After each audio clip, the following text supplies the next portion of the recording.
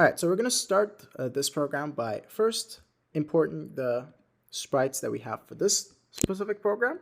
So we have the water, and we also have this little person over here. So we're going to place the water at the bottom of the screen, just like that. And maybe increase the size a little bit, maybe to 105 to make sure it covers the whole thing. Very nice. All right, so we're just going to leave that there.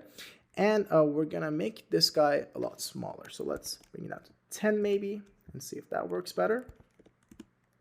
That's too small, so let's go to 30. That's better. All right, so we're just going to leave it at 30 for now. And these are our settings, right? And we can maybe bring the water down a little bit more.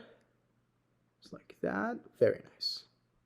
All right, so we're first going to also make sure that this guy is hidden to begin with, right? So we're not going to show it. And we're going to explain why that is. It's because we want this to actually be kind of a template. So we're not going to use this sprite on its own, but we're going to use this sprite to make a lot of clones of this sprite so that we can have multiple of them used throughout the game. And I will walk through exactly how we do that in a second. But first, let's go over here and set up all of our variables. So again, we say when the flag is clicked. And we're going to set up all these variables that are very important for us to have. We're going to have, of course, we're going to have the lives. We're going to have the score. And of course, we're going to have one variable to make sure we know if the game has ended or not, or if this game is still going on. Now, the game ended needs to be unticked, so that's not shown. But lives and the score are going to be ticked because we need to display that throughout the game. So we're also going to set all of these to what they need to be originally. So the lives have to be at 3 because we have 3 lives in this game. So we're going to start with 3 lives. But game ended has to be at 0 because game ended at 0 means that the game is still going on. Game ended at 1, it means that the game has actually finished. And also we're going to set the score to 0 because to begin with, we have nothing, right? We have a 0 score. All right, so those are the ones. I'm just going to run one time to make sure it's all correct. Very nice. All right, so we start the lives with 3. We start the score with 0. All right, now what we want to do is we want to add the feature where you're able to have your webcam be used on the background over here. So we go over here, down over here to the down left corner, and we go to video sensing, and we import that extension. And they're probably going to ask you to allow the usage of your webcam. So just go ahead and allow that.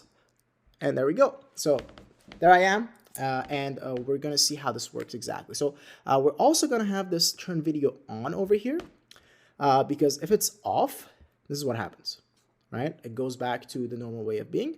Whereas if it's on, every time we run the program, it turns it on, right? So we want to make sure that every time we run the program, this is definitely on, so we're just going to have that in there just to make things easier. All right, so, and also we're going to have to set the transparency of the video because we want, like if you have something behind you, maybe you don't want it to be displayed as much.